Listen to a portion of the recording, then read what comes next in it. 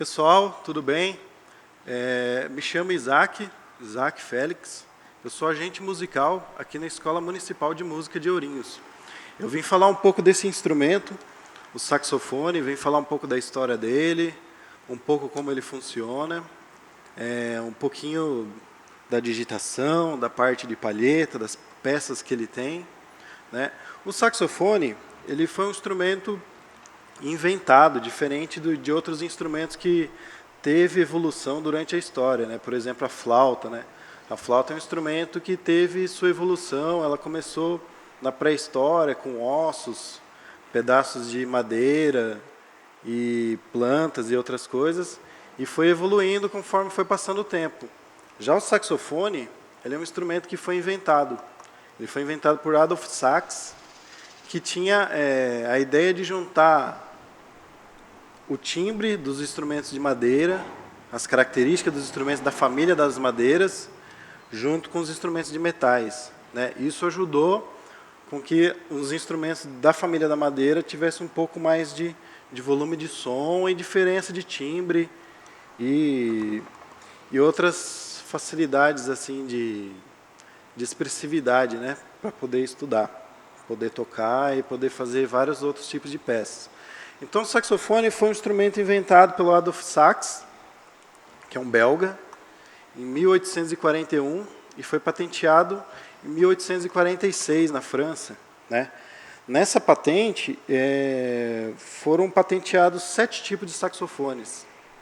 Foi o saxofone sopranino, soprano, o alto, o tenor, o barítono, o baixo e o contrabaixo. Hoje em dia são feitos outros tipos de saxofones, né? Mas o que foi declarado nessa patente foram esses tipos, né? Hoje em dia tem o subcontrabaixo, tem o tubax, outros tipos de saxofone. Desses saxofones, os mais comuns que são usados são 4. Temos o saxofone soprano, o saxofone alto, o tenor e o barítono. Vou mostrar alguns que eu tenho aqui. Eu tenho o saxofone soprano, que é esse formato reto, e também ele tem o formato que é curvo, que é parecido com o sax alto, só que menorzinho. Ele é até confundido com o sax sopranino, mas na verdade é o sax soprano, né? Ele vai ter as mesmas características, a mesma boquilha, o mesmo tamanho de chave, o mesmo som, só que ele tem um formato curvo, né? Desses 4 que eu falei, ele é o mais agudo, né? Ele é mais agudo. Depois eu vou mostrar um pouquinho do som dele. Daí tem o sax alto, que é esse que eu estou segurando.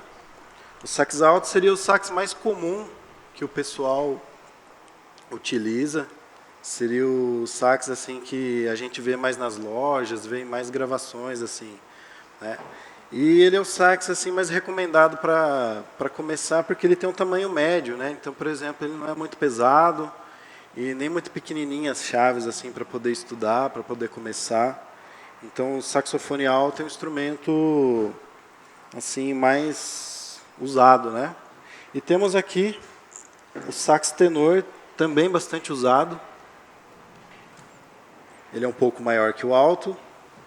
E conforme muda o tamanho dos instrumentos, por exemplo, do soprano, passa para o alto, o tenor, o barítono ainda maior que o tenor, vai mudando o timbre, né? O timbre acaba ficando mais grave, né? Isso acontece não só com saxofones, mas também com flauta, com clarinete, trompete, instrumentos de corda, né? Isso tudo tem a ver com o tamanho do instrumento e o som que o instrumento consegue retirar, né? Depois vamos mostrar o som de cada um. O saxofone, depois que foi inventado, ele foi utilizado bastante em bandas de sopro e percussão, as bandas de marcha, bandas militares, e ele foi um instrumento que acabou substituindo nessas formações de rua, nessas formações de marcha, substituindo um pouco o oboé, o fagote, que são instrumentos de palheta dupla e que tem um pouco menos de projeção de som, né? Como são instrumentos que seriam necessários para tocar na rua, ter que ter mais volume de som, o saxofone acabou substituindo. Mas ainda esses instrumentos continuam sendo usados em bandas de concerto, em bandas sinfônicas, né? E outras formações. Mas no caso de banda de rua, o pessoal utiliza mais o saxofone, a família do saxofone, né? Foi utilizado mais nas bandas, ele serve como ligação entre as madeiras, que é flauta, clarinete, e entre os metais, que é o trompete, o trombone e tuba, né? Bom, o saxofone também foi utilizado na orquestra. Às vezes é meio raro ver o saxofone na orquestra, porque a orquestra acaba tendo peças assim de um período musical que é anterior à criação do saxofone, né? Por exemplo, Beethoven não tinha saxofone na época de Bach também não tinha saxofone. Hoje é possível pegar uma peça de Bach e tocar no saxofone, ou de Beethoven, fazer alguma transcrição, uma adaptação, mas as peças originais para saxofone e orquestra foram feitas, obviamente, depois da sua criação, em 1840 e pouco, nessa década, né? E dentre esses compositores que utilizaram o saxofone, fizeram ele fazendo parte do grupo orquestral, junto com os naipes de madeira, quanto solista, né? Vários compositores fizeram peça para o saxofone, Debussy, Glazunov, Heitor Villa-Lobos fez, né? Então ele foi utilizado também em orquestra, né? E isso foi popularizando, né? Foi para outras formações, né? O instrumento foi levado para outras formações, né? Foi levado para o jazz, que já estava iniciando praticamente na mesma época, fim do século XIX, começo do XX. Foi levado para o choro, na música brasileira. Depois ele foi usado no pop, no rock, em vários estilos, né? O saxofone foi usado. É um instrumento bem versátil, que depois eu vou mostrar um pouquinho dele, né? O instrumento, o saxofone, ele é um instrumento da família das madeiras, como eu tinha dito, por causa de algumas características, né? Uma das características que a gente tem é a palheta. Vou desmontar aqui para mostrar. A palheta, essa pecinha. A palheta, ela é feita de cana do reino, que é uma cana. Ela é uma cana bastante utilizada para fazer artesanato, né? E essa palheta, ela pode ser feita de outros materiais também, mas esse é o material mais tradicional que é usado.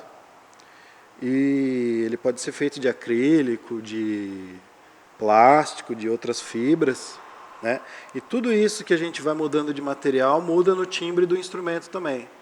Então, o músico, no começo, às vezes não, ele pega um padrão ali que o professor indica, ou que alguém indica, né?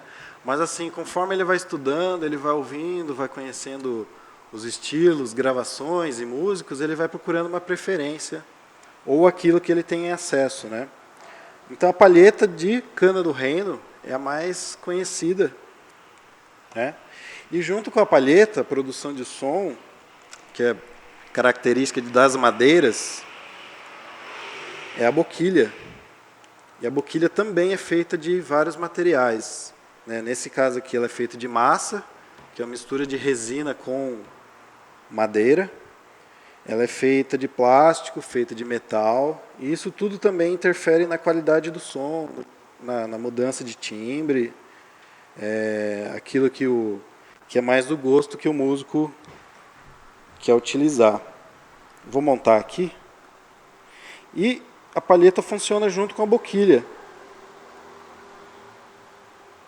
Funciona junto, é esse kit. E ela é presa por essa pecinha que se chama abraçadeira.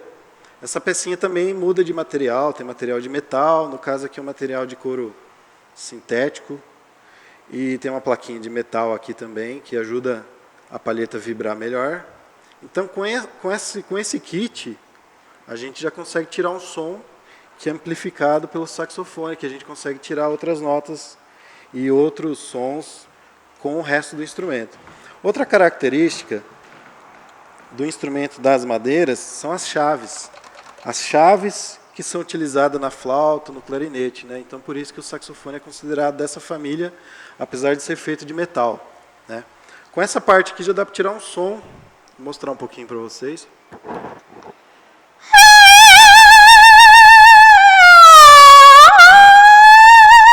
É um som que até é um pouco engraçado, né? Mas depois, quando a gente junta no instrumento, Vou mostrar o som dele com o tudel, que é o pescocinho do sax aqui, todo mundo chama de pescoço. Então a boquilha junto com o tudel dá esse som.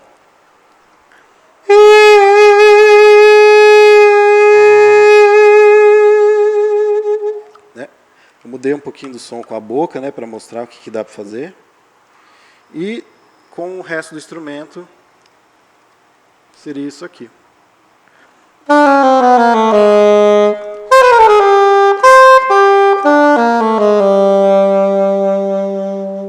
É isso.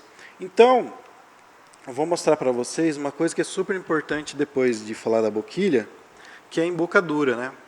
Tem várias coisas que a gente tem que sempre pensar na hora de tocar qualquer instrumento, né? Pensar no relaxamento corporal, né? A gente evitar de tocar torto, tenso. Uma coisa que é importante é a gente, na postura, né? Por exemplo, se eu ficar muito torto, pode gerar dor nas costas, gerar dor nos braços, em alguma coisa. Então, são vários pontos que a gente tem que pesquisar e prestar atenção quando for tocar, né? Quando for tocar, aprender um instrumento, qualquer instrumento, e o saxofone também. Uma coisa que eu queria falar em embocadura é a gente deixar a embocadura mais redonda possível, né? Para a gente não poder apertar muita palheta, né? Para não acontecer de apertar muita palheta e o som não sair ou desafinar, né? Uma coisa importante. Uma dica é deixar a embocadura redonda, né? A embocadura do sax seria virar aqui, o lábio de baixo, e em cima a gente apoia o dente, aqui, e em volta a gente fecha para que o ar não escape, né? Dessa forma. Coloca o dente, aqui fica virado, e em volta a gente fecha. Né? Quando a gente coloca o lábio aqui na palheta, a gente costuma apertar sem querer. Então por isso que é indicado a embocadura bem redonda, né? Então, com isso, a gente consegue ter um domínio melhor do instrumento e uma afinação melhor. Né?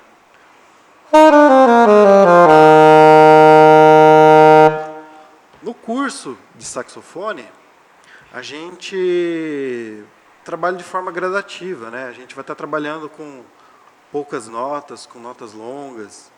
A gente vai estar trabalhando com 3 notas, depois com 5 notas, e dá para fazer melodia com isso, né? Isso que é interessante quando a gente começa a música, né? A gente não aprende a coisa toda de uma vez, é bem gradativo e acaba sendo prazeroso, né? Porque aos pouquinhos a gente consegue ter os avanços, né? Eu tinha falado que ia mostrar um pouco sobre alguns estilos e mostrar também os outros tipos de saxofone. Eu vou mostrar aqui o sax tenor, que ele tem um som mais grave. Né? E eu vou tocar um pouquinho do estilo que chama jazz, que eu já tinha falado, que ajudou a popularizar o instrumento.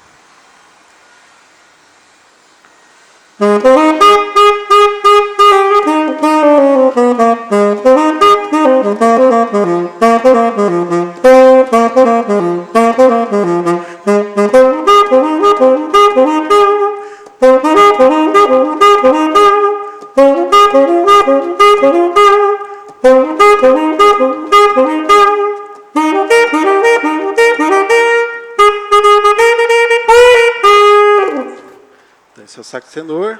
Essa música chama In The Mood, do Glenn Miller. Ficou bastante popular nos anos 40. Agora eu vou tocar um pouquinho do sax soprano. Vocês vão perceber que é mais agudo que o sax tenor e tem um som um pouco mais suave.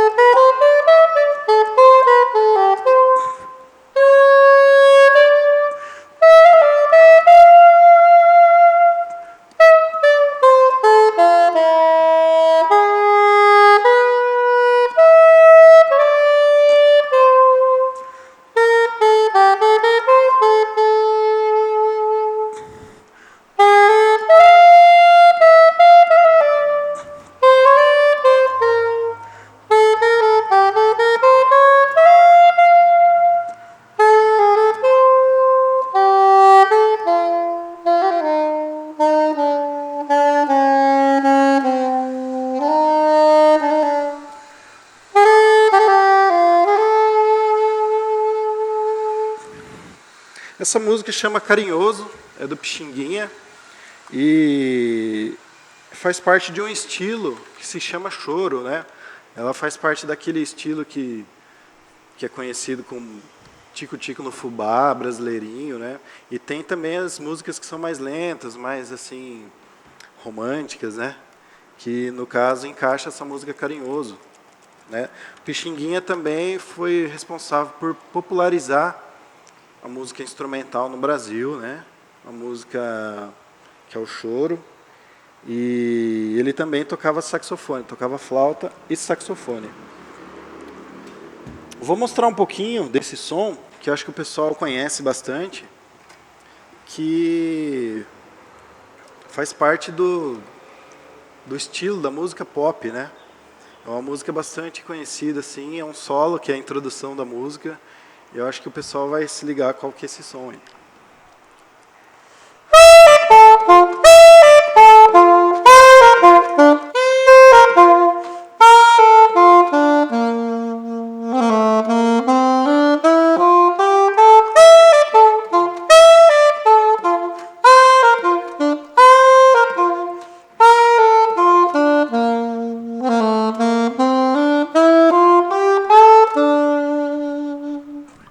E por último, eu queria mostrar aqui um pouquinho do rock que é feito com saxofone também, tá?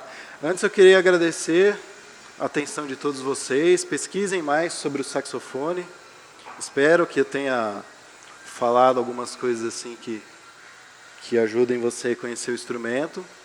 Conheçam os instrumentos de sopro, as outras famílias, que é muito interessante. Agradeço a atenção de todos. A música que eu vou tocar é um solo da Money, que faz parte de um disco do Pink Floyd que chama The Dark Side of the Moon.